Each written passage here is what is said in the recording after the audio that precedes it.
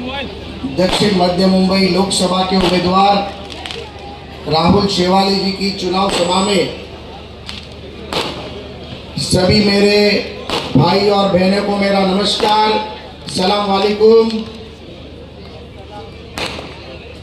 आज का इस कार्यक्रम के आयोजन करने वाले मेरे भाई राजू भाई, जिन्होंने अभी अपने विचार रखे, तो भारतीय जनता पार्टी के नेता आसिफ बामला जी, आपके सबके परिचय के यहाँ पर काम करने वाले नेता मामू भाई, व्यासपीठ पर सभी का नाम नहीं लूँगा क्योंकि वक्त काफ़ी कम है।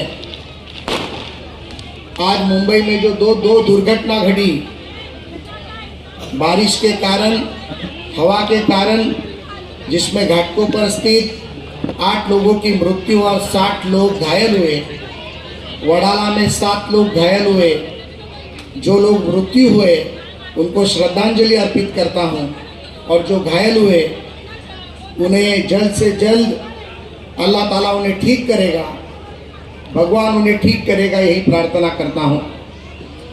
छत्रपति शिवाजी महाराज को वंदन करते हुए, परम पूज्य डॉक्टर बाबा साहेब आम्बेडकर को अभिवादन करते हुए, परम पूज्य शिवसेना प्रमुख कैलाशवासी बाला साहेब ठाकरे को नमन करते हुए, आज की इस सभा में मैं कल जिन्होंने यहाँ आकर बकवास करके गए, उन ढोंगी लोगों को जवाब देने यहाँ आया हूँ।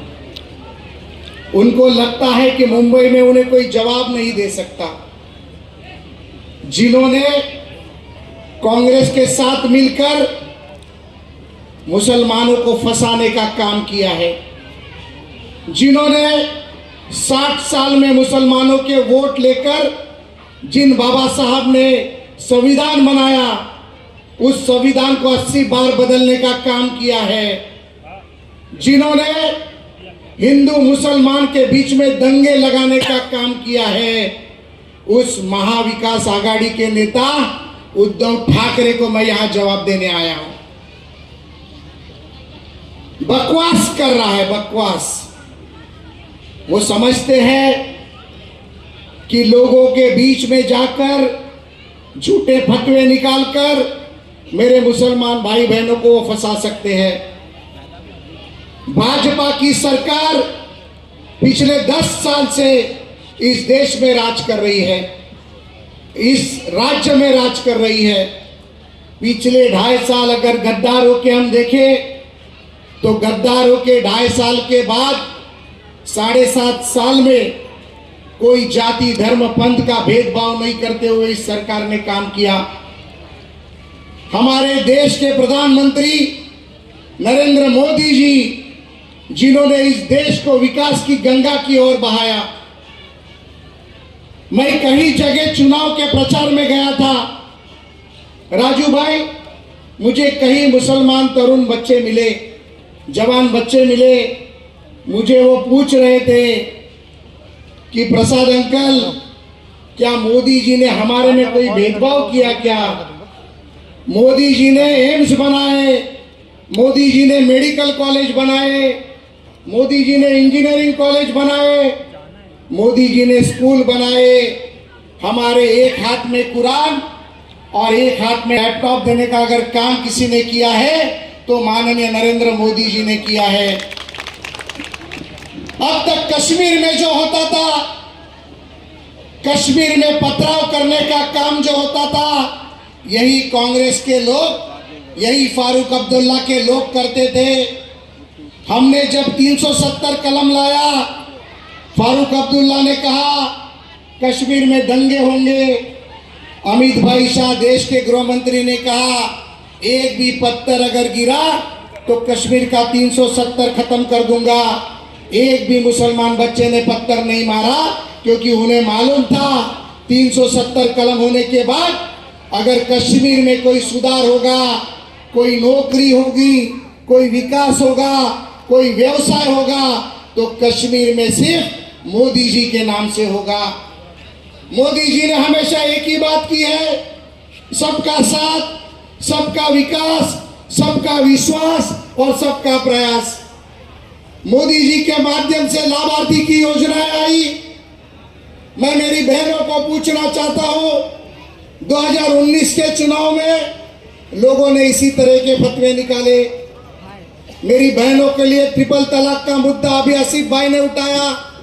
हमारे पास इतनी बहनें आती है, इतनी बहनें आके हमसे बात करती है, हमें कहती है कि हमारा हक देने का काम अगर किसने किया है तो हमारे भाई मोहतरम माननीय प्रधानमंत्री नरेंद्र मोदी जी ने किया है। मैं पूछना चाहता हूं, हमने हाईवे बनाए, समृद्धि हाईवे बनाया, मुंबई पुणे हाईवे बनाया, मुंबई कोंकण हाईवे बन रहा है। क्या वहां पर अलग अलग लेन रखी है कि हिंदू के लिए अलग लेन होगी, मुसलमानों के लिए अलग लेन होगी, ईसाई के लिए अलग लेन होगी? ये जो झगड़ा लगाने वाला काम महाविकास आघाड़ी के जो लोग कर रहे हैं, ये बहुत ही गंदा खेल खेलने का काम कर रहे हैं। अब इन्हें समझ में आ चुका है विकास के नाम पे वो जा नहीं सकते, व्यवसाय के नाम पर वो जा नहीं सकते।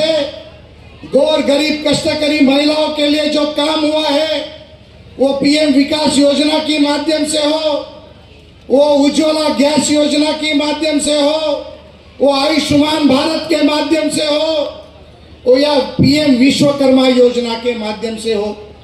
पीएम विश्वकर्मा योजना के माध्यम से 18 शिल्प के बड़ी संख्या के लोगों को, फिर वो हरम धर्म का हो, उन सभी को काम देने का काम पीएम विश्वकर्मा योजना के माध्यम से हुआ। हर एक के खाते में 10 लाख रुपया देने का काम किया, उन्हें रोजगार देने का काम किया, महिलाओं को रोजगार देने का काम किया। और सबसे बड़ी बात अगर माननीय प्रधानमंत्री नरेंद्र मोदी ने अगर की होगी तो वो बात थी कि हर घर में शौच लगाने का काम। आप लोग भी गांव जाते होंगे, मेरे घर में काम करने वाले 2 बच्चे इसी मोहल्ले में रहते हैं जो मेरे साथ मेरी रोज सेवा करते हैं। मुझे आके बताते हैं, एक बच्चा बिहार का है, एक बच्चा यूपी का है, मुझे आके बताते हैं कि सर हमारे गांव में शौच बना, हमारी महिलाओं को शौच जाने के लिए शर्म आती थी, सुबह 4 बजे सूरज उगने के पहले शौच जाना पड़ता था। इस देश में प्रधानमंत्री ने 12.5 करोड़ शौच बनाने का काम किया। प्रधानमंत्री आवास योजना के माध्यम से अगर किसी ने इस देश में काम किया है तो लगभग 15 करोड़ लोगों को घर बांध के देने का काम माननीय प्रधानमंत्री नरेंद्र मोदी ने किया है। और ऐसे देश के प्रधानमंत्री जिन्होंने लखपति दीदी बनाने का काम किया, हर महिला के खाते में 1 लाख रुपया देकर उसे रोजगार देने का काम किया। हमारे देश के पप्पू कहते हैं महिलाओं की खाते में 1 लाख रुपया डालूंगा। अरे भाई तेरा गणित कच्चा है, वो सबको मालूम है। 1 लाख कहां से डालेगा? हमारी बहनों को फंसाने का काम धंधा बंद कर। तेरे दादा ने काम किया, तेरे परदादा ने फंसाने का काम किया, तेरे दादी ने फंसाने का काम किया, तेरे पिता ने फंसाने का काम किया, तेरे माता ने फंसाने का काम किया। अब तू निकला है फंसाने के लिए। भाई और बहनों, मैं मेरे बहनों को बताना चाहता हूँ, वो कहता है कि एक महिला के खाते में 1 लाख रुपया दूंगा, हर साल दूंगा। यहाँ पर मेरे पढ़े लिखे भाई बैठे हैं, पूरे देश में अगर महिलाओं की हम संख्या निकाले तो 65 करोड़ महिलाओं की संख्या होती है।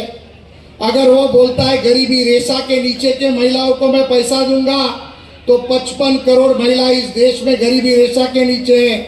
अगर 1 लाख रुपया वो हर महिला के खाते में देता है तो 55 लाख करोड़ उसको देना पड़ता है। अरे भाई तेरे बाप का पैसा है, देश का बजट 45 लाख करोड़ है, तू 55 लाख करोड़ कहां से देगा?